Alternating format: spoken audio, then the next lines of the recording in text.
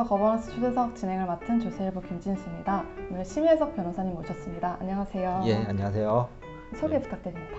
저는 심혜섭 변호사라고 하고요. 변호사이자 투자자입니다. 투자자로서 여러 번 행동주의 투자를 진행을 했고, 이번 주총 시즌에는 제가 키스코홀딩스 주주연대를 이끌어서 행동주의 투자를 진행을 했고, 주총에서 유임장 대결도 펼쳤습니다. 그 이외에 차 파트너스 자산운용의 추천을 받아서 남양유업의 감사 후보로 나섰어요. 남양유업의 경우는 주총에서 표대결에서 승리해서 현재 남양유업에서 상근감사로 일을 하고 있습니다. 네, 자세한 얘기 이따 여쭤보겠습니다. 예. 우선 변호사님 대형 로펌에 계시다가 네. 이제 나오셔서 주주 행동에 관심을 가지게 되셨는데요. 그 계기가 예. 있으실까요?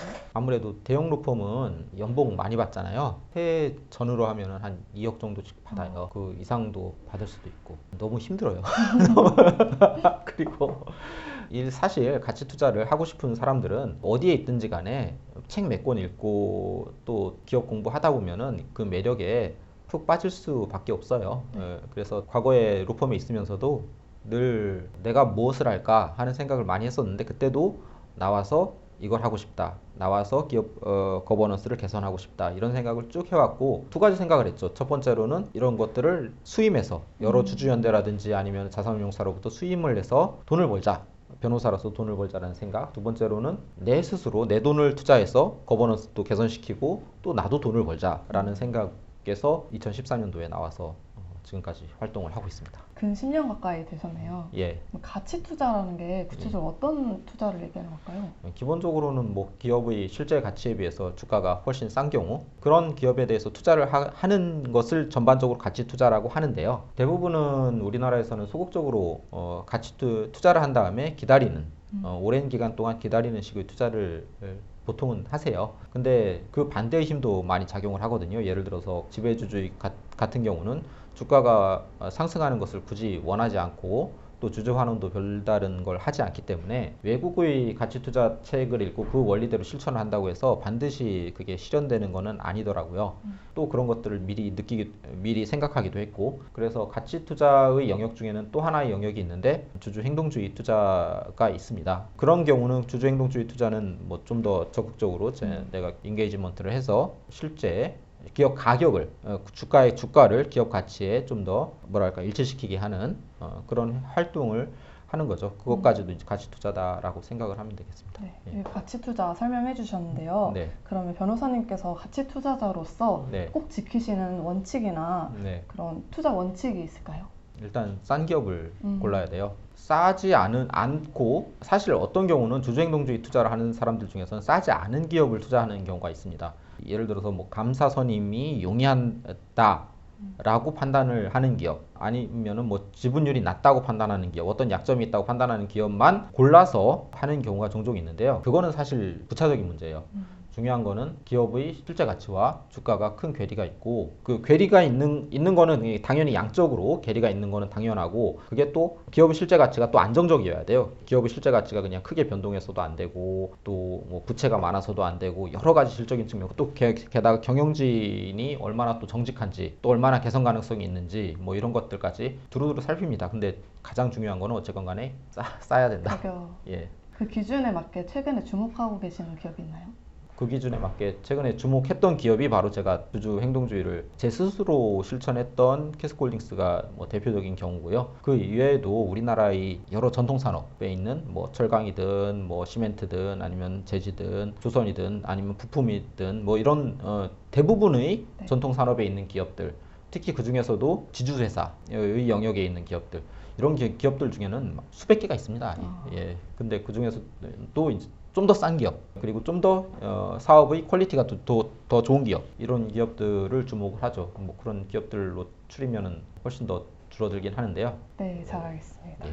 변호사님께서 지금 이제 남양유업 감사로 선임되셨는데요. 네. 그 과정은 어떠셨나요? 그때 3% 룰이 큰 역할을 했던데요. 네. 근데 그거는 사실 감사 선임과 관련해서 3% 룰은 원래부터 있었어요. 2020년 말에 상법 개정이 되면서 사회이사, 감사위원이 되는 사회이사 한 명에 대해서는 분리선출되는 3% 룰이 좀 더 폭넓게 적용되도록 법률이 개정되긴 했었는데, 그전에도 원래 감사선임과 관련해서 3% 룰이 있었고 그게 상당한 역할을 이번에도 했습니다. 특히 홍원식 회장님 같은 경우는 특수관계인까지 해서 상당히 많은 지분을 가지고 있는데, 그게 그 전체 지분이 3%밖에 의결권이 없는 것으로 인정이 되기 때문에 다른 뭐 펀드라든지 아니면 일반 주주, 소액 주주들이 많이 힘을 합치면 비교적 용이하게 감사 선임을 할 수가 있는 구조가 남양유업의 경우였습니다. 주총에서는 어떻게 진행이 됐나요?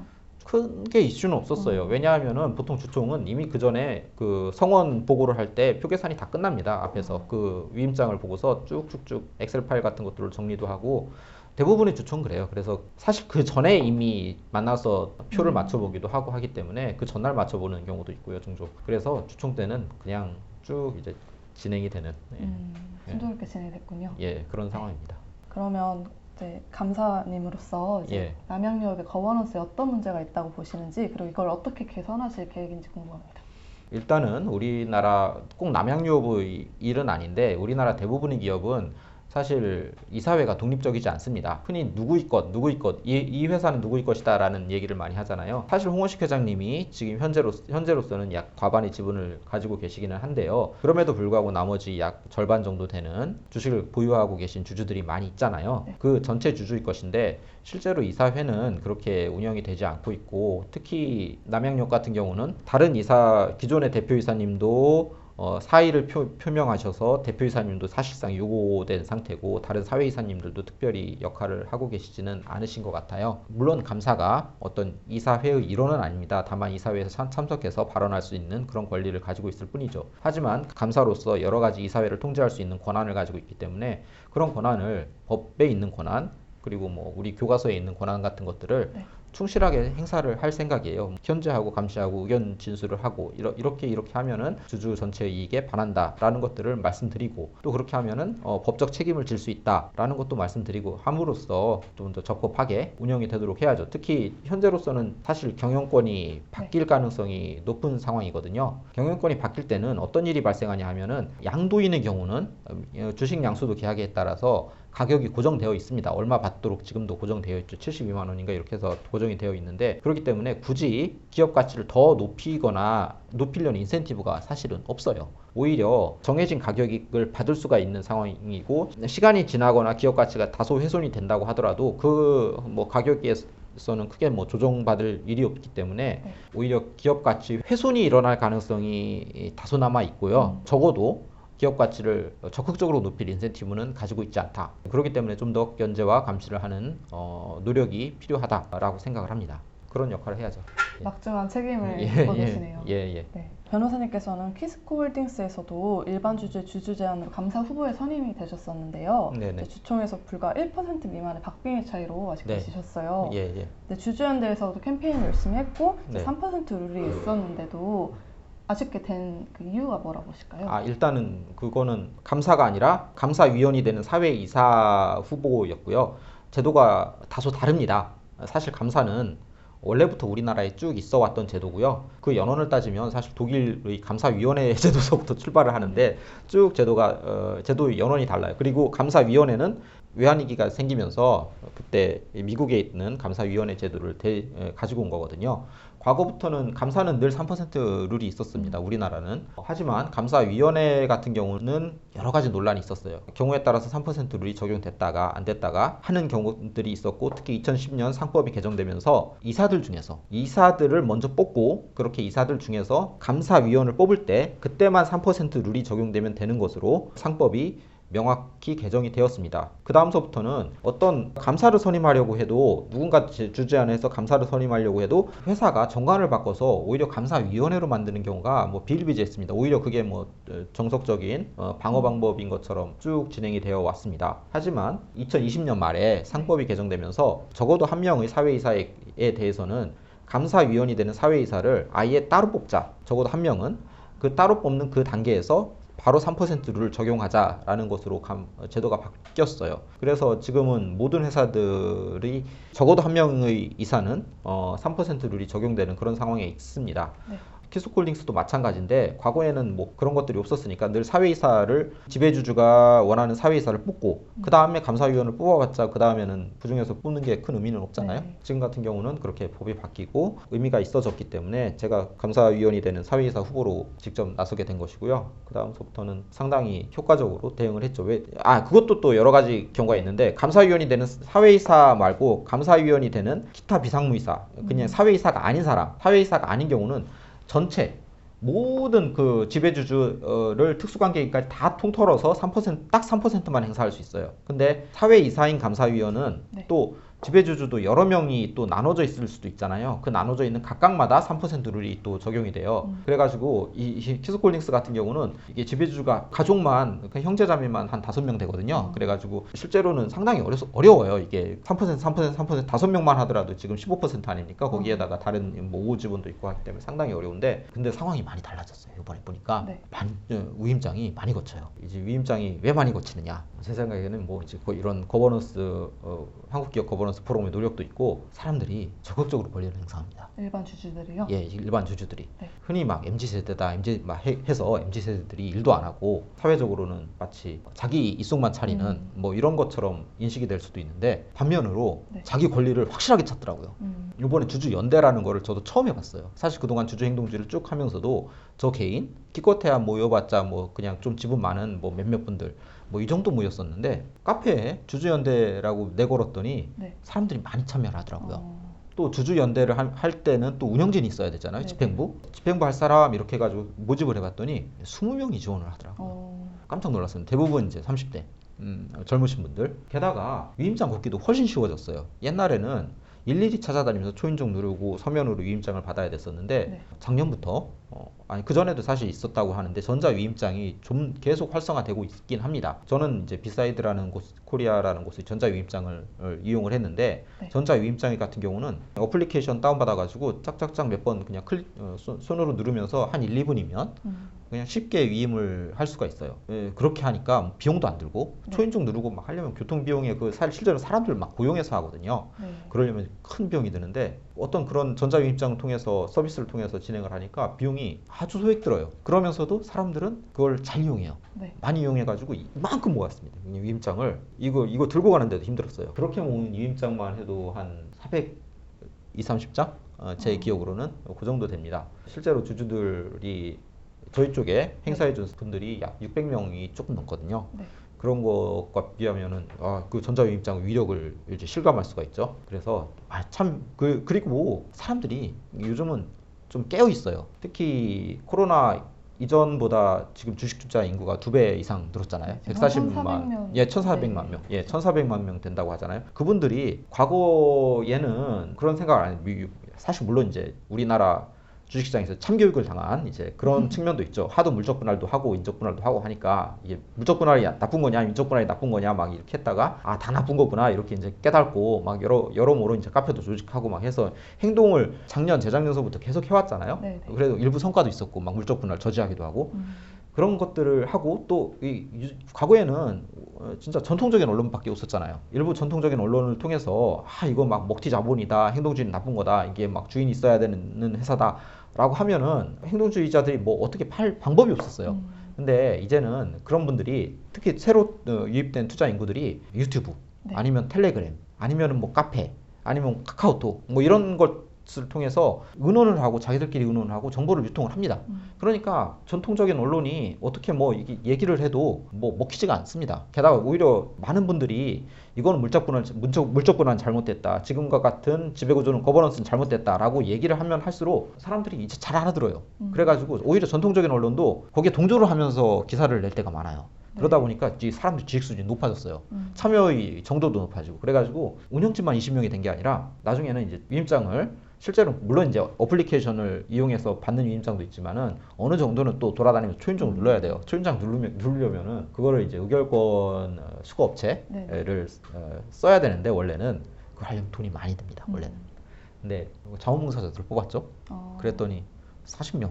자원봉사자만 40명. 그러니까 이게 쭉 이렇게 리스트를 놓고 하면은 위에 있는 분들은 막 4번 5번씩 가는 거예요. 막 그냥 뭐 이게 물론 이제 처음 바로 위임을 해주시는 분들은 이제 다시는 안 찾아가죠. 근데 이제 잘 만나지를 못했거나 아니면 애매한 태도를 보였거나 하신 분들은 네. 막 4번 5번도 막 찾아가요. 그래가지고 위임장을 나중에 받아오세요. 야, 이게 기가 막힌 거죠. 그러니까 이게 원래는 키스코홀딩스 같은 경우는 물론 싸요. 엄청 싸요. 엄청 싼데 사회이사 특히 주총에서 뭐 이게 표대결 통해서 이길 생각을 한다 하면은 원래는 행동주의를 하면 안 되는 회사예요. 왜냐하면 아까처럼 이렇게 지분이 쭉 나눠져 있고 그 나눠진 지분마다 3%씩 행사할 수 있기 때문에 사실 어떤 주주연대 같은 곳이 표대결로 이긴다. 그거는 애초부터 말이 안 된다라고 생각을 하는 건데 저도 말이 안 된다고 생각했죠. 근데 되더라고요. 그래서 이만큼 위임장을 가지고 제가 창원까지 내려갔습니다. 그리고 아쉽게 졌죠. 아쉽게 지시긴 했지만 그래도 이제 투자자들의 인식 수준도 높아지고 참여할 수 있는 채널도 늘어났다는 걸 확인하실 수 있었겠네요. 이제 이것들이 변화가 한번 일어나면은 여기서 끝이 아니라 그 노하우들이 계속 전파가 돼요. 요즘 사람들이 다 잘 알기 때문에 블로그나 카페나 이런 거 통해서 전파가 되고 주주연대가 한 군데서 성공을 하면은 그 노하우가 또 다른 주주연대로 전파가 되고 주주연대의 연대도 생기고 막 해서 쭉 알려집니다. 한번 이런 일들이 계속 생기면은 그 다음번 특히 내년에는 훨씬 더 많이 생긴다. 그리고 훨씬 더 많이 가능성이 높아진다.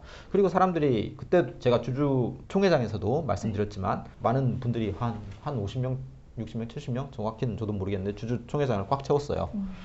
직접 내려오신 분들이죠. 과거에는 주주총회장이라고 해봤자 뭐 저 혼자 있거나 기껏해야 진짜 주주는 몇 명 없고 거의 대부분 직원들로 쫙 자리를 채웠거든요. 근데 이번엔 직원들은 저기 쪽으로 밀려나고 이제 진짜 주주들이 꽉 이제 채웠는데 그 분들이 이제 초롱초롱하게 이제 기대를 하고 계시니까 얘기를 했는데 위임 표대결을 통해서 지고 이기는 게 다가 아니라 이걸 통해서 원래 그런 거거든요. 주주총회라는 거는 주주들의 의사를 경영진에게 전달하고 서로 그냥 의사소통을 하고 하는 통로거든요. 근데 사실 의견을 전달하는 거야 많이 있었죠. 근데 경우에 따라서 이렇게 결집된 의사, 또 그냥 강한 의사, 이거는 뭐 위임장에서 모여진 그 의결권의 수로 가늠이 되는 거잖아요. 양적으로.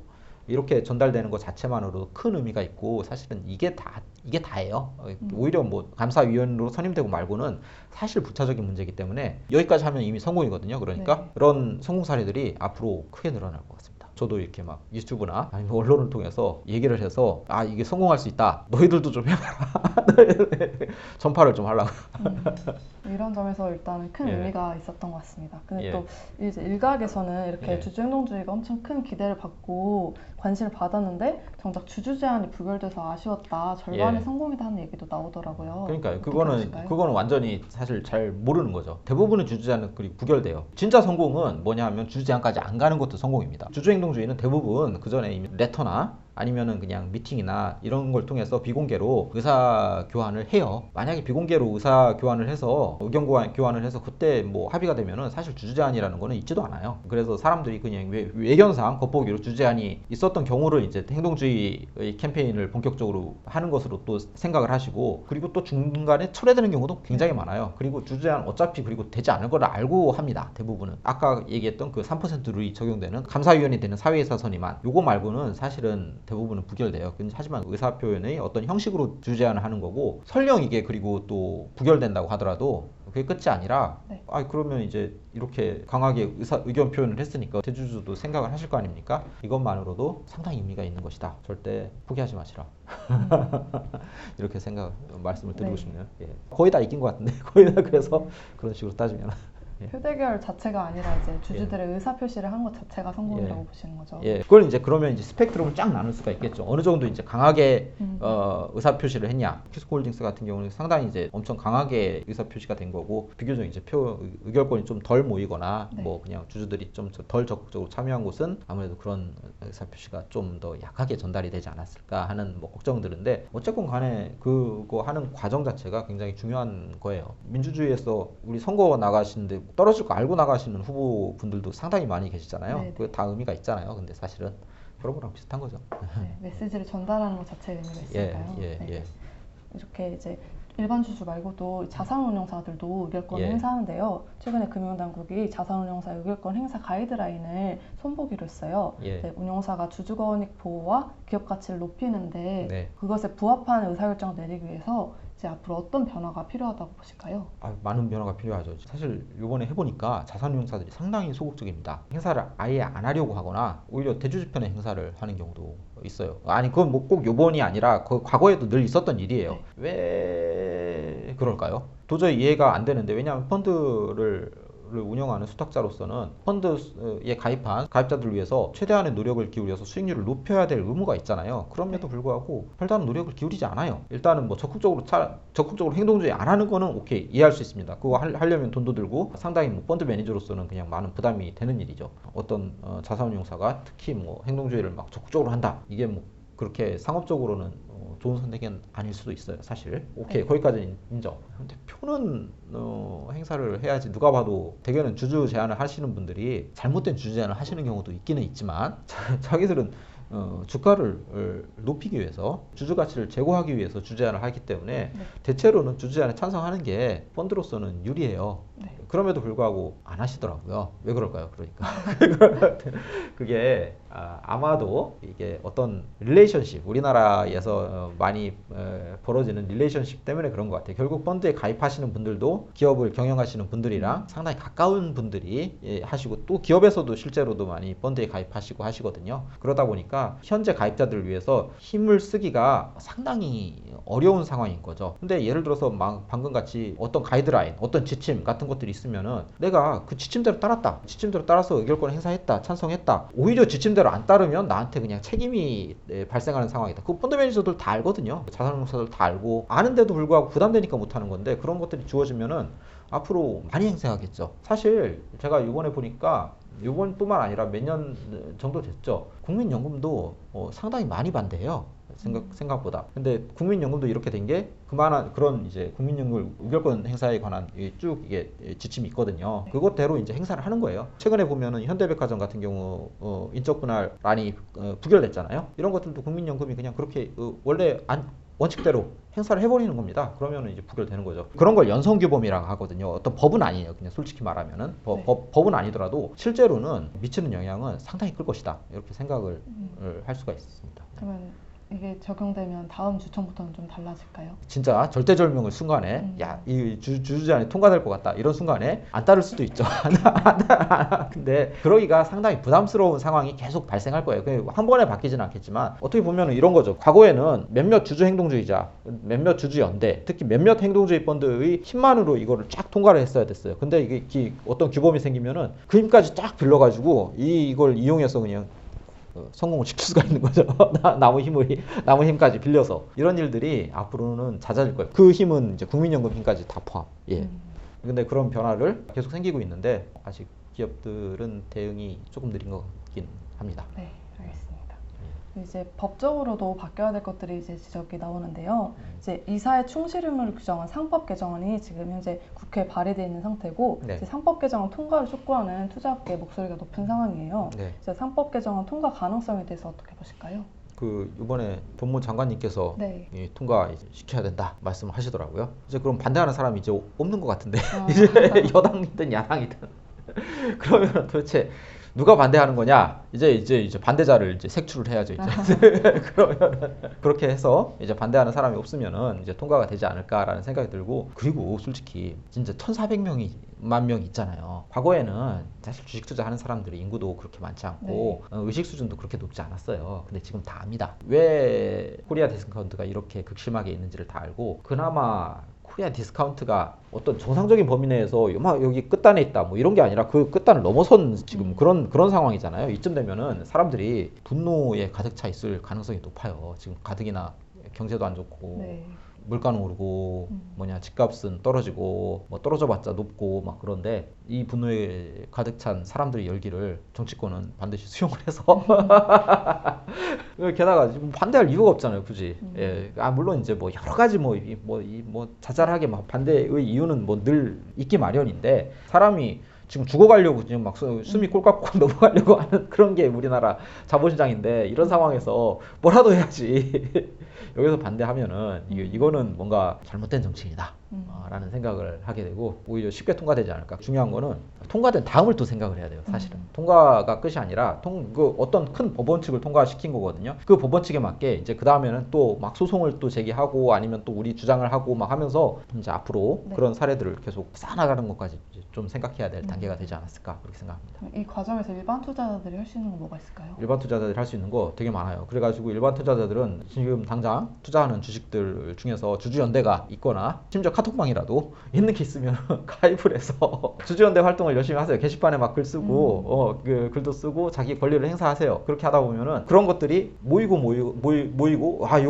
특히 정치인들은 그래요. 이게 표밭이 된다. 이렇게 많이 사람들이 모여있다라고 하면은 거기 가서 얘기를 해요. 얘기를 하고 들으려고 해요. 그러니까 이만큼 모이세요. 그러니까 주주 연대가 모이고 유튜브 방송도 듣고 좋아요도 누르고 그렇게 하면은 야 이거 조회수도 많이 나오고 좋아요도 많이 나오더라. 여기 밑에 댓글도 막 달려가지고 야 이거 이 사람들이 열기를 무시하면은 큰일 날 것 같다. 다음 선거에서 그냥 뭐 우리는 이제 뭐 적폐당으로 찍힐 것 같다. 이런 생각이 들면은 좀 생각이 바뀌지 않겠어요? 게다가 아까도 얘기했지만은 주주 연대 처음 해봤어요. 이게 과거에는 주주 행동주의 했어도 저 혼자 하거나 몇몇이 주주 연대 처음 해봤는데 생각보다 엄청 쉽고 또 하고 나니까 재밌어요. 재밌고 공부하는 것도 많고 하니까 야 이거 주식 투자라는 게 원래 투자해놓고 가만히 기다리고 오늘은 올랐고 내일은 내렸고 뭐 앞으로는 어떻게 될까요? 이런 거 해봤자 인생에 도움이 하나도 안 됩니다. 그거 다 시간 낭비지. 그러니까 그 시간 동안에 차라리 주식이라는 게 의결권이 붙어있는 건데 그 권리를 왜 행사를 안 하는지 모르겠어요. 그런 것들을 굳이 주총장에서 행사하는 게 아니라 게시판에 글 올리는 거 아니면 그냥 막 댓글 다는 거 야 그냥 막 나도 같이 있다 여기에 그냥 막 야 여기 주주 있어요 막 하면서 이제 막 소리를 지르는 거 그런 걸로도 실제로는 행사가 가능해요. 그것도 게다가 더 중요한 거는 그런 회사도 다 보거든요. 그러니까 열심히 그냥 가만히 있지 말고 행사하면 결과적으로 그런 힘들이 계속 모여가지고 내년엔 더 좋은 거버넌스가 되지 않을까라고 생각을 합니다. 가만히 있으면 이게 법만 개정돼서 되는 게 아니라 법은 사실 그냥 기초적인 길을 그냥 닦아주는 것에 불과해요. 그냥 원래는. 그리고 미국에서도 처음부터 법이 땅 해가지고 막 좋은 게 나온 게 아니라 수많은 사람들이 싸워가면서 그렇게 좋게 만들어져서 나온 거예요. 법은 원래 그리고 현실에 좀 늦게 따라가요. 그래서 그 법이 먼저 따라가고 우리 현실이 그냥 막 거기에 맞춰줘야지 이렇게 생각하면은 그야말로 우리나라 정치인들이 진짜 최고의 정치인들이라면 그렇게 할 수도 있겠지만 대부분은 안 그렇거든요. 그러니까 막 현실을 막 바꿔버려야 돼요. 그냥 막 그렇게 하면 자동적으로 거버넌스가 개선되고 코리아 디스카운트 사라지고 그러면 이제 쫙 자본시장의 크기가 확 커지면서 국민연금 문제 해결되고 우리나라 국민들이 전부 다 이제 부자가 되지 않을까. 먼저 들어가면 들어갈수록 부자 이렇게 되지 않을까 생각을 합니다. 우리 기업의 거버넌스 해결하고 코리아 디스카운트를 해소하는데 우리 투자자들도 목소리를 내야 된다고 말씀해 주신 것 같은데요. 마지막으로 투자자들께 한 말씀 부탁드리겠습니다. 우리나라가 좀 여러모로 투자하기가 어려운 환경인 거는 맞아요. 뭐가 하나가 개선되면은 거기서 끝나는 게 아니라 보통은 그 다음 어떤 되게 역동적인 진행을 하더라고요. 사실 제가 2020년 말에 감사위원이 되는 이사 딱 한 명만 분리선출을 할 때 하도록 법이 개정될 때 그 전에 법안은 원래는 3명 다 분리선출하는 거였어요. 그래서 한 명만 개정되는 것으로 결과적으로 통과가 되는 걸 보고 상당히 많이 실망을 했습니다. 그 전에는 사실 주주행동주의자 안 하려고 그랬어요. 사실은.